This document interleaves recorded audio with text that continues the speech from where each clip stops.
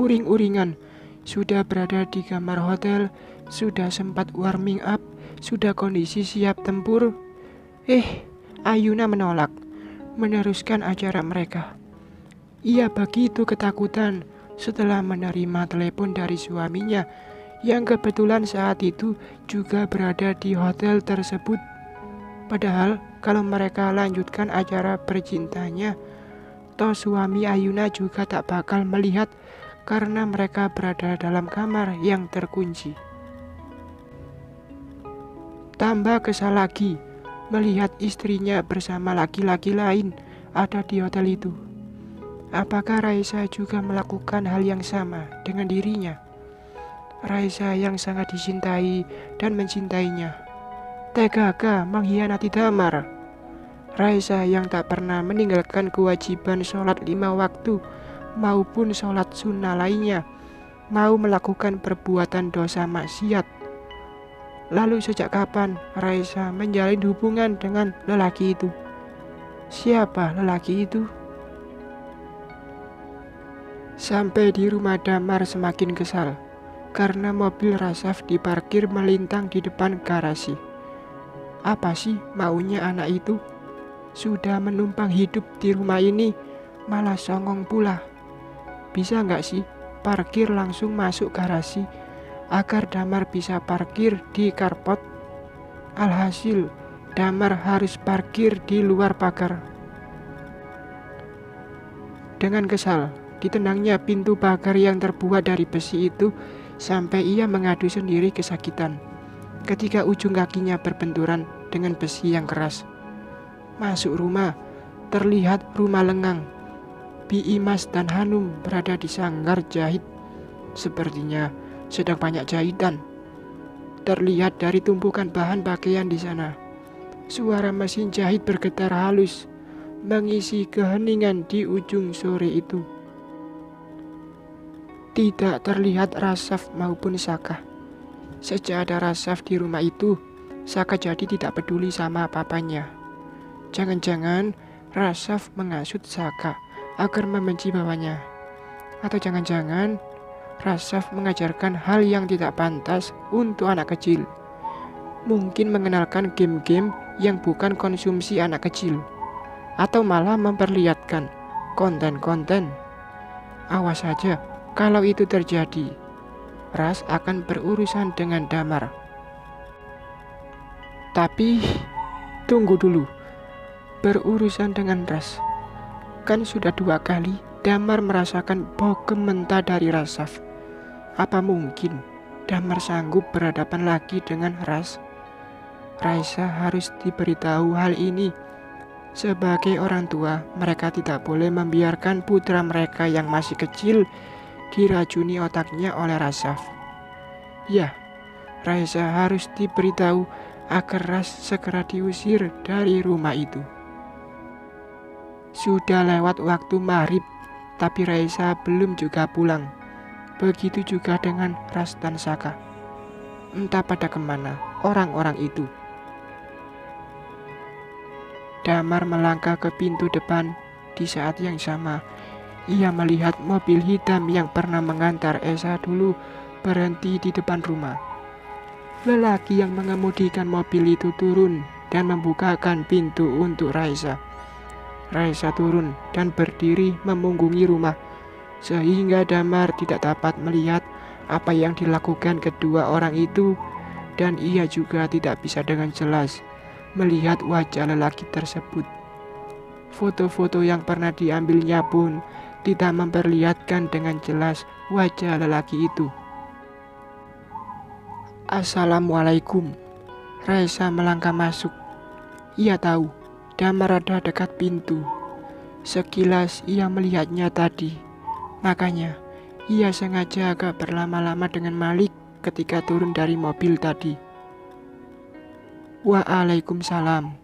Dari mana kamu, Sa? Jam segini baru pulang. Maaf, aku tadi ada perlu. Raisa memasang wajah seolah bersalah, membuat Damar merasa di atas angin. Ada perlu kemana? Dan siapa lelaki yang mengantar kamu pulang? Damar meninggikan suaranya. Raisa tidak menjawab. Ia hanya menunduk, seolah benar-benar telah melakukan kesalahan besar. Aku tidak mengerti sikapmu ini, Sa. Kamu mendiamkan aku berhari-hari, tidak melakukan kewajibanmu sebagai istri, tidur terpisah. Apa sebetulnya yang kamu inginkan? Raisa masih diam sambil menunduk. Dalam hati, ia betul-betul mengutuk suaminya itu. Masih juga bertanya mengapa Raisa bersikap seperti itu. Apa dia lupa dengan apa yang dilakukannya dengan Ayuna akhir-akhir ini?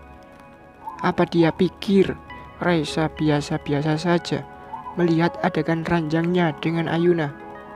Apa ia tidak merasa bahwa ia sudah mengkhianati perkawinan mereka? Dasar lelaki otak bebal. Baru beberapa hari yang lalu, ia babak belur di acara Saf karena tertangkap basah berzina dengan Ayuna, dan bekas lebamnya pun masih berbekas di wajahnya. Malah membawa Ayuna ke hotel dan masih pula minta dilayani oleh Raisa.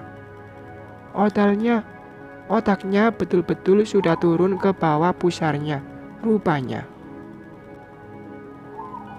Melihat Raisa menunduk ketakutan, Damar makin merasa besar kepala. Sa, pokoknya mulai malam ini kamu harus kembali tidur di kamar kita. Mana ada suami istri yang tidur terpisah kamar seperti ini. Aku tak ingin kamu itu menjadi istri yang berdosa karena mengabaikan suami. Coba kamu ingat, sudah berapa lama kamu tidak memenuhi kewajibanmu sebagai istri. Kamu tahu kan ajaran agama kita, sekali saja kamu menolak memenuhi kebutuhan batin suamimu tanpa alasan penting, maka semalaman itu kamu akan dilaknat oleh malaikat. Jadi, kembalilah tidur di kamar kita. Jadilah istri yang baik agar rumah tangga kita tetap harmonis seperti dulu. Duh, rasanya ingin Raisa menyobek mulut yang bicara tanpa akhlak itu. Siapa yang sudah merusak keharmonisan rumah tangga mereka? Siapa yang sudah membagi hati kepada orang lain? Sekarang bicara sok suci, sok berwibawa di hadapan Raisa. Dan satu lagi, Sa. Aku ingin Rasaf segera pergi dari rumah ini. Aku tidak mau ia menjadi beban kita.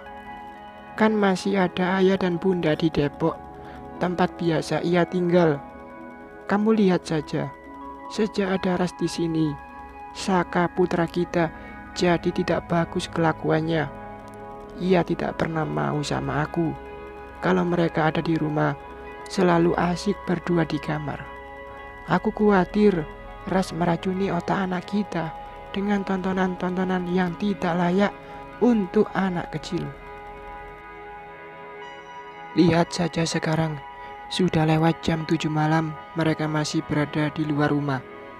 Apa mereka berkeliaran di mall atau kongkow-kongkow dengan teman Rasaf yang gak jelas itu? Apa ia mau mengajari Saka menjadi anak yang tak berakhlak? Kemana ia membawa Saka malam-malam begini?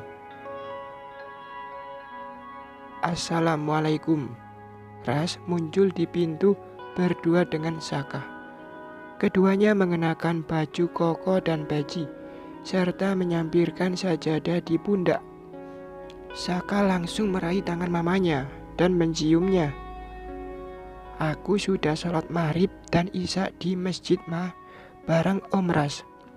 Tadi habis maghrib belajar Iqra sama Ustadz Aziz.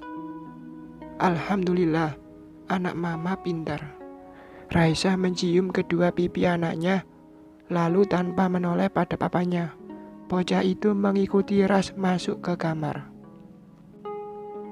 Damar terdiam melihatnya. Terasa ada yang mencubit hatinya. Ia sebagai anak, ia sebagai ayah kandung Saka, belum pernah sekalipun mengajak putranya sholat ke masjid. Justru Rasaf yang sangat dibencinya lah yang mengajarinya ke masjid. Dan barusan itu Saka tidak peduli sama sekali padanya. Padahal ia berdiri dekat Raisa saat bocah kecil itu menyalami mamanya. Tanpa bicara, Raisa melangkah masuk ke kamarnya. Damar segera mengikutinya. Ayo, aku bantu mengemasi barang-barangmu. Aku sangat kangen padamu, Sah. Malam ini kita tidur bersama lagi ya. Damar membuka pintu lemari pakaian Raisa. Tapi Raisa segera mencegahnya. Keluar, ini kamarku. Aku tak akan pernah pindah ke kamar yang penuh maksiat itu. Dingin suara Raisa mencekam hati Damar. Ia terkejut melihat reaksi istrinya. Bukankah tadi Raisa sudah baik-baik saja, malah terlihat wajahnya seperti bersalah karena kepergok pulang senja bersama laki-laki lain. Apa maksudmu, Sah? Kenapa kamu membantah suamimu? Kamu mulai berubah, Sah. Selama ini kita baik-baik saja. Kemana Raisaku yang penuh cinta dan perhatian padaku? Damar mencoba menjamah bau istrinya itu, namun segera ditepis oleh Raisa. Jangan berlagak bodoh. Kamu tahu jawabnya. Tak perlu kujelaskan lagi. Keluarlah. Ini bukan kamarmu, Mas.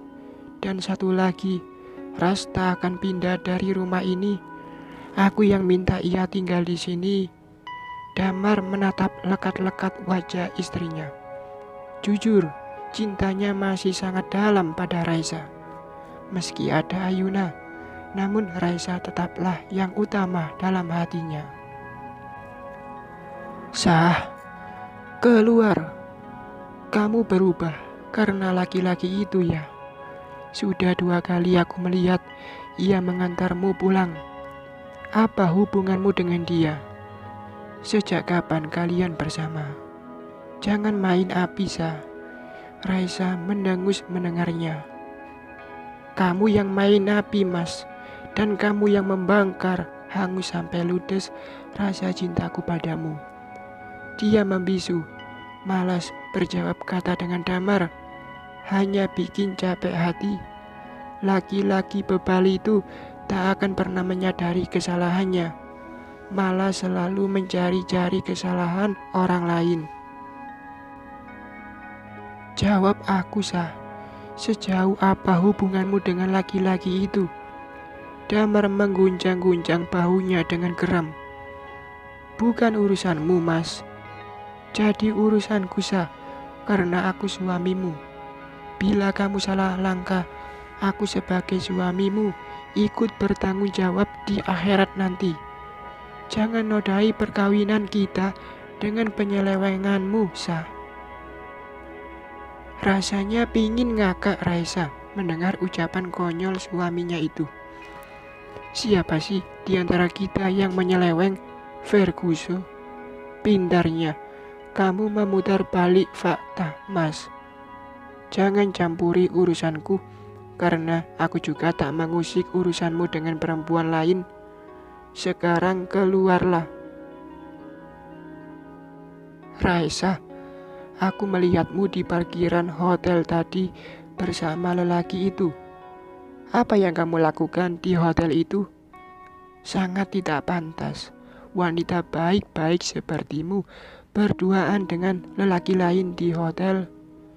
Damar meninggikan suaranya. Rasa kesalnya sudah memuncak menghadapi Raisa yang keras kepala. Kesal akibat gagal bercinta sore tadi dengan Ayuna kini bertambah karena Raisa juga tak mau diajak bercinta malam ini, malah mengajak ribut dirinya. Hasrat yang tak tersalurkan membuat kepalanya sakit dan emosinya naik. Oh, kamu melihatku tadi di parkiran hotel, dan aku melihatmu berpelukan dengan wanita lain masuk ke kamar 312 tadi. Sekarang keluarlah, mandi junub sana. Raisa mendorong dengan kuat suaminya itu sampai keluar kamar dan langsung mengunci pintu kamarnya. Bersambung.